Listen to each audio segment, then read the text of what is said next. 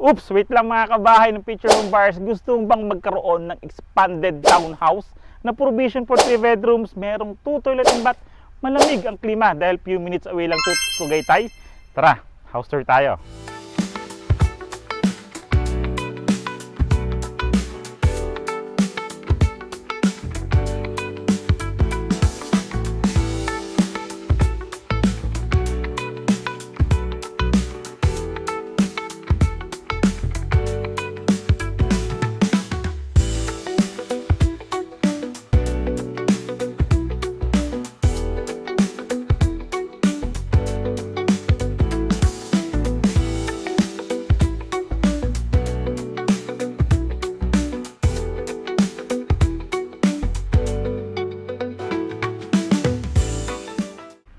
Again, this is Randy Salvador. Of course, my wife si Julian Salvador. This 2025, kami pangarin po ang susi at tulay patungo sa pangarap nyong bahay. Oo, tama po kayo mga Picture Home Buyers ng kabahay. Malaking expanded na townhouse na provision to for 3 bedrooms. Merong 2 toilet and bath, of course, kay garage, and modern yung kulay ng bahay. And few minutes away nga lang to Tagaytay. So we assured po na malamig po ang klima dito and flood free din po. So nasan ba tayo today? Welcome to Rechdale West Residences located at Barangay Panongyanan, General Trias, Cavite. So yung ipipictured po namin today is si Jasmine Townhouse Expanded na may lot area po siya na 71 square meter and the house area naman po is 78 square meter. Handa ka na ba magkaroon ng bahay this 2025? Tara, house tour tayo! So dito, meron tayong pwedeng ipakita. Dalawang model syempre. Meron tayong 4 corner lot or end lot and per inner unit. So unahin natin yung inner unit. Dahil ito siguro pwede tayo mag-start muna dito dahil nandito na rin almost lahat kasi meron na tayong car garage. Even the inner unit is meron po tayong car garage. Kita nyo naman po yung kulay, mga decorative stone, napaka-modern, napaka-aliwalas po ng kulay. Maliban sa maaliwalas ang klima, maaliwalas ang community dahil complete amenities. Napakaganda po ng pinipicture na amenities ni Rechdale West Residences. So ito po yan. So this is our car garage. So kahit nga inner units tayo dito, maganda kasi meron tayong garahe para sakyan natin. So para makita nyo kung kasya ba yung mga sakyan nyo ngayon, susukatin natin gaano ba kahaba itong ino-offer namin na Jasmine Expanded na mayroong car garage. 1, 2, 3, 4, 5, 6. 6 na bangko po ito. Pwede nyo itong i-compare sa mga sasakyan nyo kung gaano ba kahaba yung sakyan natin. Sa lapad naman natin, kung makikita nyo kasi yung lapad, sure na sure ako, kasya po tayo kasi kung meron tayong car garage, meron pa tayong pwedeng maging garden o future expansion sa kabilang side. So hakbangan ko ang firewall na to hanggang doon sa firewall na yun. So firewall to firewall tayo. 1, 2, 3, 4, 5, 6, 7.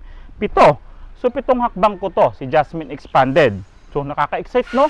Ang laki ng bahay natin, townhouse lang po to, expanded. Pero kung titingnan nyo, ang laki ng feature expansion natin at the same time very affordable when in terms of location. Nabulol na naman po si kabahay. Ang gawa naman po ng bahay natin dito is a conventional or traditional way ng paggawa ng bahay. Ginagamitan po ito ng mga poste, may biga and concrete hollow blocks po yung gamit natin. Pasukin po natin.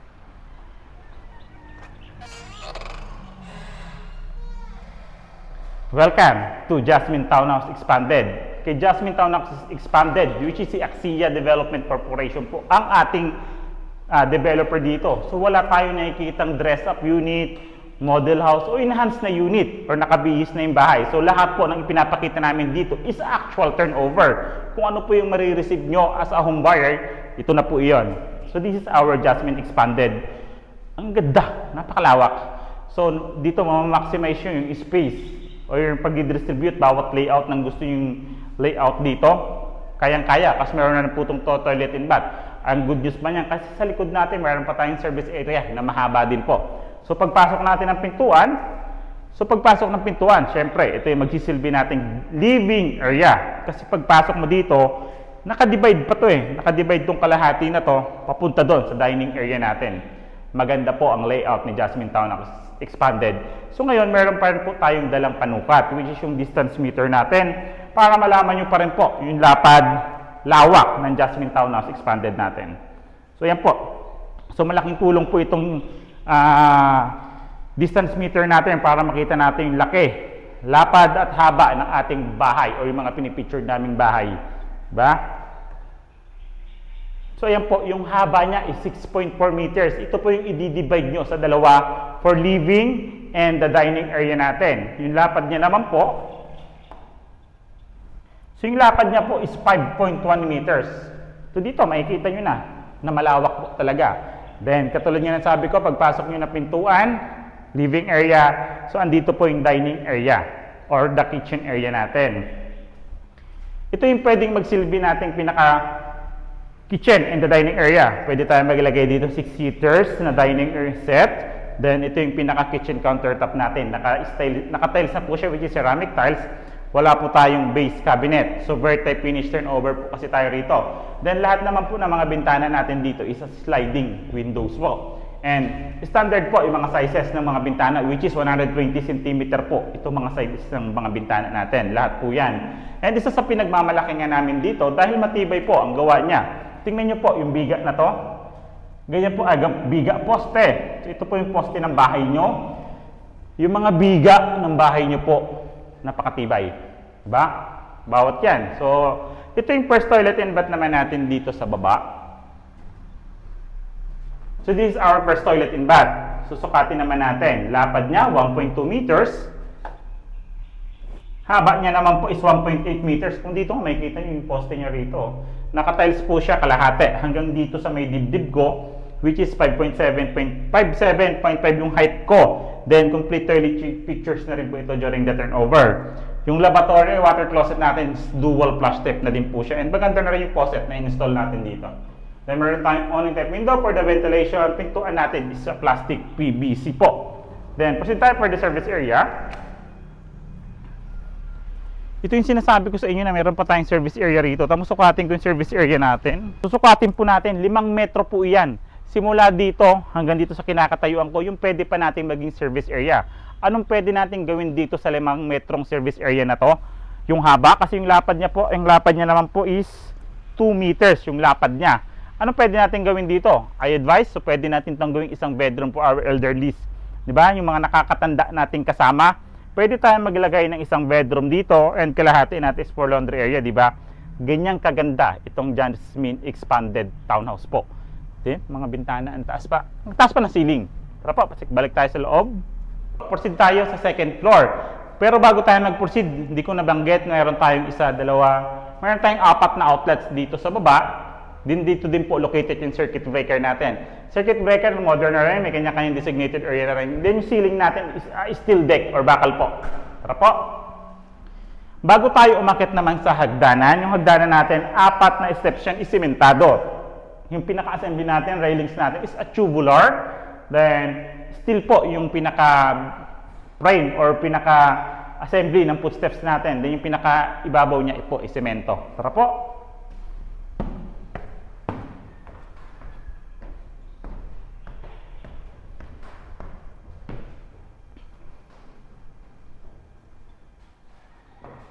Provision nga po ito mga kabahay in future home buyers for 3 bedrooms. Kung makikita nyo naman, ang daming bintana, kahit townhouse lang po yung bahay nyo, kung just in case ito mapipili nyo para sa future home nyo po. Ang dami pong bintana, ang lamig, sobrang galing. 4 na bintana po yan, totoo ha, hindi po nagbibiro, yung hangin niya ngayon, napakalamig. So ito po yan. So makikita nyo po yung mga poster na ginamit, which is ito yung advantage ng pag-very finish yung ina-avail natin na bahay. Kita po natin yung mga materials na ginamit, from poste, biga, then ceiling natin kung makikita yung mga metal trusses and electrical switches, electrical wirings na ginawa, kitang-kita po natin. Lawak! Ito po siya, oh. 6.5 meters po yung pinakahaba niya. Yung lapad niya po is 5 meters. So ito yung second floor natin na pwede nyo pong i-division ng 3 bedrooms. Isa, 2, 3. Galing. Kasi kitang-kita yung mga biga o kakapal yung mga poste. So yung mga kita yung safe na safe yung bahay nyo. Then kung makikita nyo po yung ceiling natin, halos ang taas niya rin po. Mataas din siya, parang naka-mini attic type pa po yung ceiling natin. So pwede pa nga natin siya ma-maximize kung lagyan natin siya. Kung papatibayin natin yung bakal na ilalagay natin dyan sa ceiling natin, pwede pa natin siya maging storage kasi naka-mini attic type po siya. This is our second toilet and bath. Dito sa taas, Yung second toilet and bath naman po natin dito sa taas is same po siya ng size doon sa ground floor. Naka-tiles yung wall, kalahati, naka-tiles po yung flooring, then complete toilet fixtures, may awning type window for ventilation, plastic PVC ang pintuan, and dual din po yung flush type natin.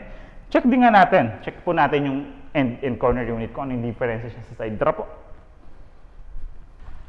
Proceed tayo sa corner lot or end unit natin. So sa floor area natin, wala naman siyang pinagkaiba. So walang differences between once nasa floor area po natin, nagkakaroon lang tayo sa lot area. Depende po siya sa cut ng size. At the same time, maliban sa may car garage siya tayo, ma-maximize pa natin space dito. Ito po yung sample ng ating end unit or corner unit. So may car garage ka dyan, may pocket garden ka sa harapan or feature expansion. Pwede yung extend yung sala natin sa taas balcony dito sa side. Kung makikita nyo, may another space pa tayo. Sa mga gusto pong magtanim kahit nasa syudad po kayo, pwede nyo po ito siyang i-avail si corner lot or end unit. Kasi kung titingnan nyo po, ganito pa siya kalawak. Then, mas lalawak po yung pa-service area natin, yung way papuntang service area natin. Tingnan nyo po yung way papuntang service area natin, mas lumaki. So, kayang-kaya po dito pa ang napakalaking bedroom or malaking bedroom para sa ating mga nakatatandang kasama sa bahay, di ba? Pwedeng-pwede po ito. Take note po pala, sementado na po itong likod na to once na-turn over sa atin. Napakaganda. Ngayon, magkano po si Jasmine Townhouse Expanded dito sa Richdale West Residences sa Panongyanan, General Trias, Cavite? Doon po tayo sa harapan, pag-usapan po natin.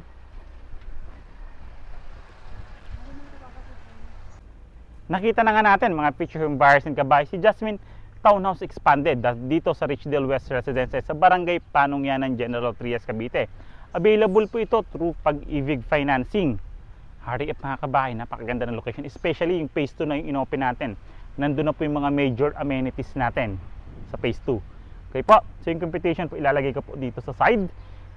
From total contract price, down payment, monthly down payment, reservation fee, monthly amortization, and the required income. Andito lang po siya sa side mga feature home buyers and kabahay. Pasok ba sa budget mo si Jasmine Townhouse Expanded? I'm sure yes na yes. So ayan po siya. Then para makontak nyo naman po kami, naka-flash naman po siya screen yung aming contact numbers po. And yung mga social media accounts naman po namin sa description and comment po. So pwede nyo po siyang i-visit doon para mas madali nyo po kaming makausap dito sa pinipicture namin property today dito sa Richdale West Residences. And kung ngayon pa lang po kayo napapadaan or napanood itong video namin, like, subscribe, pindutin nyo po yung bell button para updated kayo sa mga bagong videos namin katulad nito. Again, I'm Randy Salvador, may misis si Julian Salvador. This 2025, magkakasama pa nga rin po tayo patungo sa pangarap ng bahay.